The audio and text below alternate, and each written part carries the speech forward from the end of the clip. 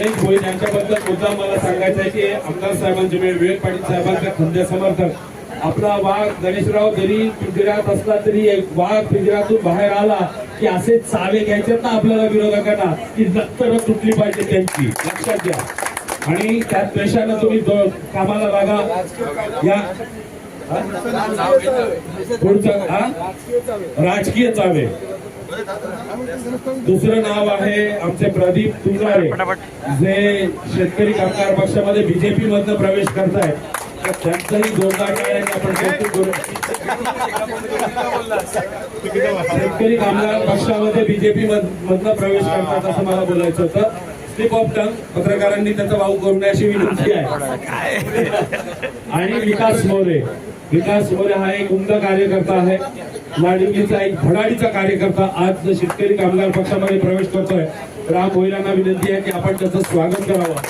मी पुन्हा एकदा सांगेन सगळ्यांना की प्रीतम दादांना ज्या पद्धतीनं युवकांचं समर्थन मिळतंय त्याचं एक उत्तम उदाहरण या निमित्तानं आपल्याला बघायला मिळतंय. तेव्हा पत्रकारांना विनंती आहे की ही बाब आवर्जून छापा की प्रीतम दादा आता पाठीमागे वळून बघत नाही. आमदार झाल्याशिवाय ते स्वस्थ बसवणार नाही.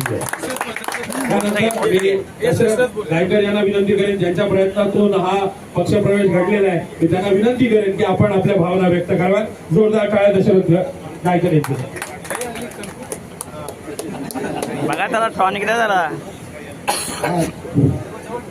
आज आपल्या शेतकरी कामगार पक्षामध्ये जो प्रवेश होतो, आज जे गणेश भोईर यांच्या फॅमिलीनी 2 टर्म ग्रामपंचायतचे सदस्यपद भोगलेलं आहे आपल्या शेतकरी कामगार पक्षाच्या माध्यमातून. आणि काही कारणास्तव ही मंडळी आपल्यातून दुरावली होती, परंतु ज्यावेळी प्रीतम दादा या निवडणुकीला सक्रिय झाले आणि ज्यावेळी एक शहरात जेव्हा समोर येतोय आणि जेव्हा दादा तुमचे बॅनर जे सपोर्ट म्हणजे बॅनर लागले त्याच्यामुळे ज्या लोकांचा प्रभाव वाढला, त्याप्रमाणे गणेश भोईर यांनी माझी संपर्क केला.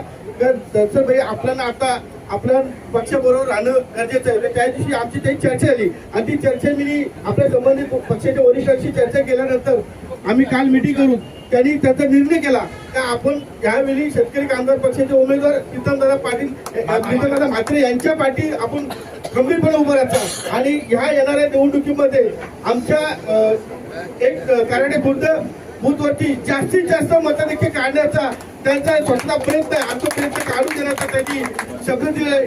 तसेच प्रदीप तुंगारे यांची वहिनी ही भारतीय काँग्रेसमधून सरपंच भोगली होता, परंतु जसं एखाद्या कार्यकर्त्याचा कार्यकाळ संपल्यानंतर दादा त्याला कधी बाजूला केलं, असं बाजूला करण्याचं काम या त्या मंडळी केलं. आपण त्याला शब्द दिलाय का तुमचा व्यवस्थित सन्मान हा आमच्याकडे राखला जाईल आणि त्याप्रमाणे तुम्हाला येणाऱ्या काळामध्ये आम्ही तुम्हाला चांगल्या ठिकाणी दर्जेदार तुमचा पुनर्वसन करू. तुम्ही त्याला अजिबात विचार करू नका असं आम्ही त्याला शब्द देऊन आमच्या सहकाऱ्यांनी त्यांनी आपल्या बीजेपी मधून शेतकरी कामगार पक्षामध्ये प्रवेश केलाय. त्यांचा आपण सर्वांच्या वतीने स्वागत करतो आणि मी यापुढे दादांना विनंती करतो.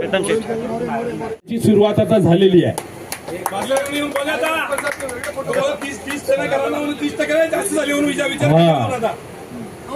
शेतकरी कामगार पक्षाचा लाल बावटे की. तर निकेतन घरत आणि रोहन पाटील जे घारापुरीचे बीजेपीचे कार्यकर्ते आज शेतकरी कामगार पक्षामध्ये प्रवेश करतात. मी पुन्हा एकदा त्यांचं मनापासून अभिनंदन करेन आणि मी प्रीतम दादांना विनंती करेन की या घारापुरीवाले बोलणार आहेत. क्या बात आहे, जितूबाई बोलणार आहेत. घारापुरीमध्ये जवळजवळ 5 वर्षामध्ये आमचा खूप गॅप काढला होता, परंतु आणि मागच्या टायमाला आम्हाला फक्त एकच मत दिला होता, त्याच्यामुळे आम्ही एक संघ बांधलेला आहे. आणि प्रीतम दादांचं नाव जेव्हा समजलं तेव्हा घारापूरचे जेवढे युवक आहेत त्यांनी आम्हाला भेटून सांगितलं आता ही मला वाटतं चौथा प्रवेश आहे जवळजवळ. आणि यामध्ये सर्व युवक हे बोलले की भाजपचं बालदीही नको आणि आम्हाला माझी आमदारी नको. आमचा विश्वास आता प्रीतमदादांनी त्यांचा काहीही तेव्हा संबंध नसताना कोरोना कालामध्ये धान्य वाटप केलं, ते दिवाळीला मिठाई वाटप केली, ती जाणीव ठेवली. की ह्या माणसाकडे काही नसताना जर 2-2 वेळेला माझ्याकडे येऊन गेले आणि मागे निवडून दिलेले आमदार मात्र 5 वर्षात बघायलाही गेले नाही. त्यामुळे सर्व युवकांचा पाठिंबा घारापूरचा प्रीतमदादा यांना मिळतोय आणि त्याबद्दल मी त्यांचा अभिनंदन करतो आणि त्या युवकांना आश्वासित करतो की पुढील काळात शेतकरी कामगार पक्षामध्ये आपला सर्वांचा सन्मान राखला जाईल. धन्यवाद. शेतकरी कामगार पक्षामध्ये जाहीररित्या प्रवेश होत असताना आम्ही ज्यांचा या ठिकाणी प्रवेश करून घेतलेला आपण सर्वांनी या ठिकाणी प्रीतमदादा म्हात्रे आणि माजी चिटणीस यांच्या समोर जो प्रवेश झालेला आहे असलो पाहिजे. पक्षप्रवेश दुसरा नको आम्हाला, दुसऱ्या शाले आम्हाला नको, तर आम्हाला ह्यावेळी दादांचं काम करायचं आहे. आम्ही का थांबलो होतो त्याला कारण आहेत. आम्ही कुठेतरी संकोचित झालो होतो, पण आज आम्हाला ऊर्जा नवीन मिळालेली आहे. ही ऊर्जा तुमच्या आमच्या उरामध्ये भरले म्हणून सातत्याने दादांच्या पाठी सर्व तरुण आणि युवक मंडळी तर आहेत, पण 50-60 वयाची लोक सुद्धा वयाचा विचार नाही केला, ते सुद्धा तरुण झालेले आहेत. का तरुण झालेले आहेत तर असं नेतृत्व आम्हाला मिळत नव्हता. आज नेतृत्व आम्हाला मिळाले ना, मग आम्ही खंबीरपणे दादा शब्द देतो की तुम्हाला भरगच्च मतांनी निवडून आणल्याशिवाय आम्ही स्वस्त बसणार नाही. आम्ही बदला घेणार आहोत. मी कोणता बदला या ठिकाणी सांगणार नाही, पण निश्चितच दादा तुम्हाला भरगचून या भरभरून तुम्हाला शुभेच्छा तर मिळणार. पण मी या ठिकाणी तुम्हाला दावा करून सांगतो आमच्या चावणे विभागामधून भरभरून तुम्हाला मतदान देण्याचा आम्ही प्रयत्न नाही तर ठाम पुरावा देतो. या ठिकाणी थांबतो, दादांना शुभेच्छा देतो आणि सर्व तरुणाने आवाहन करतो की दादांच्या समवेत येण्याचा प्रयत्न करा अशी शुभेच्छा व्यक्त करतो. आज शेतकरी कामगार पक्षामध्ये पुन्हा एकदा येण्याचा भारतीय जनता पार्टीमधून जो ओघ चालू आहे, मला वाटतं मी 2 दिवसापूर्वी बोललो साहेब, कालचा प्रवेश आजचा प्रवेश म्हणजे 2 दिवस तर चुकले नाही. मला वाटतं उद्याला काहीतरी हॅट्रिक होणार की पुन्हा एकदा 3 आकडा हा साध्य कुठेतरी होईल असं मला वाटतंय. आणि आज चावणे विभागातून कराडेमधून आलेले आमचे सहकारी जे भारतीय जनता पार्टीमधून शेतकरी कामगार पक्षात आलेत आणि जिथून मला वाटतं की आपल्या घारापुरीमधून आलेले माझे मित्र ते देखील आज भारतीय जनता पार्टीमधून आपल्या शेतकरी कामगार पक्षामध्ये प्रवेश करते होत आहेत. तुम्हाला एकच सांगतो की आपण आमच्यावर विश्वास ठेवून आलाय, त्या विश्वासाला तडा जाऊ देणार नाही हे तुमच्या सगळ्यांच्या समोर मी सांगतो.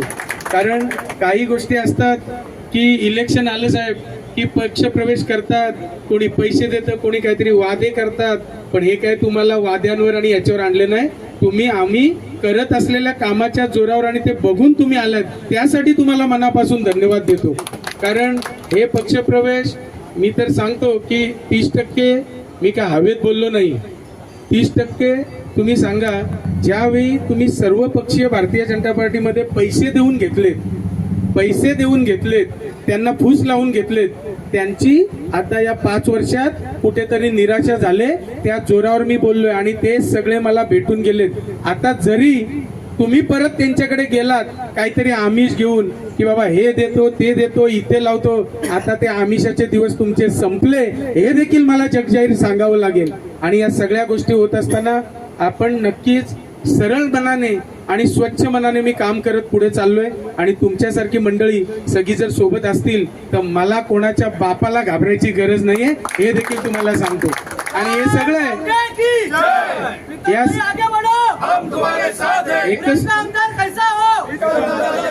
तुम्हाला एकच सांगतो की काही गोष्टी असतात, आता जे बोललो त्याच्यानंतर ते रिॲक्ट करतात.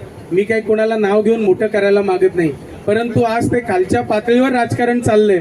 ते आज म्हणजे कालच्या भाषणात त्यांचं ऐकलं, कालच्या बोलण्यात की ते आता लायकीवर आलेत. आता प्रीतम म्हात्रेची लायकी काय हे कोणाला सांगायची गरज आहे का? प्रीतम म्हात्रेची लायकी ही जनता ठरवेल, तुम्ही ठरवू शकत नाही. त्या जनतेने ज्यावेळी मला जो निर्देश दिलाय, संदेश दिलाय आणि त्यांच्या म्हणण्यावर मी जे पुढे चाललोय, पैशाच्या म्हणण्यावर नाही, त्यांच्या म्हणण्यावर पुढे चाललोय, त्याचं हे झोतक उदाहरण आज तुमच्या पुढे दिसतंय. आज इथे बोलले आमचे सहकारी बोलले, ते मनातून बोलले, त्यांना काही तयार करून आणले नाहीये, त्यांच्या मनातल्या भावना त्यांनी व्यक्त केल्यात.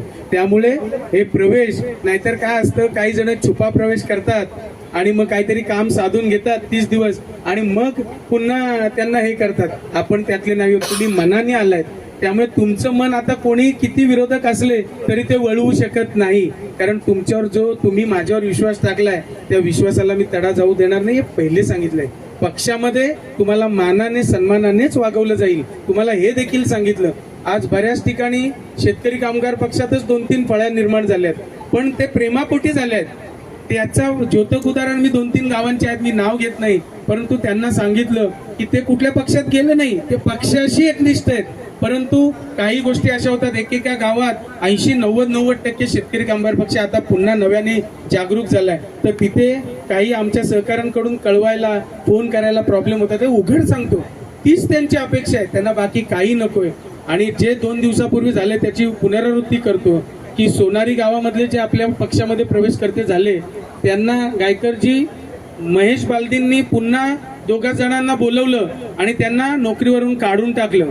म्हणजे तुम्ही पैसे घेऊन नोकरीला लावलेत, त्यांच्या पोटावर पाय दिलत, आणि पुन्हा आज प्रीतम म्हात्रे शेतकरी कामगार पक्षाचा कार्यकर्ता काय करतोय, त्यांना पुन्हा एकदा त्यांच्या घराला आधार देण्यासाठी त्यांना सांगितलंय जेवढे तुम्हाला काढतील तेवढे प्रीतम म्हात्रे लगेच नोकरीला लावेल, हे देखील मी त्यांना सांगितलं, ठणकावून सांगितलं. आणि मी बोलत नाही, मी करून दाखवणारा मुलगा आहे, शेतकरी कामगार पक्षाचा कार्यकर्ता आहे. त्यामुळे तुमच्यात किती दम आहे तेवढे काढा, आणि आमच्यात जेवढं दम आहे त्याच्या 1 पाऊल पुढे जाऊन त्याच्यापेक्षा 1 जण तरी नक्की जास्त लावेन, हे देखील मी सर्वांच्या समोर जगजाहीर सांगतो. तुम्हाला पुन्हा एकदा सांगतो, तरुणांना विनंती करतो, अतिशय शांतपणे नम्रपणे आपण सगळ्यांनी काम करा, कारण ते जे यंत्रणेचा वापर करून प्रेशराईज सगळ्यांना करतायत, तुम्हाला माहिती आहे किती आमदार साहेबांवर काय काय पराक्रम केले, आज भाऊंवर करतायत. त्यांना करायचं ते करू द्या. आमदार साहेबांनी तर करून दाखवलं, 3.5 वर्ष आतमध्ये टाकलं, परंतु एक्स्ट्रा प्रॉपर्टी कशी ठेवून लोकांचे पैसे व्याजासहित परत दिलं. त्याच्यामुळे आता तुमच्याकडे काही विषय राहिले नाही, राहिले असतील ते पण तुम्ही सांगा, आम्ही त्याला तयार आहोत, एवढंच तुम्हाला सांगतो. आणि पुन्हा एकदा या तरुण सहकाऱ्यांचं तुम्ही सगळेजण आज आमच्यावर विश्वास ठेवून आलात, मनापासून स्वागत करतो आणि इथेच थांबतो. जय हिंद, जय महाराष्ट्र.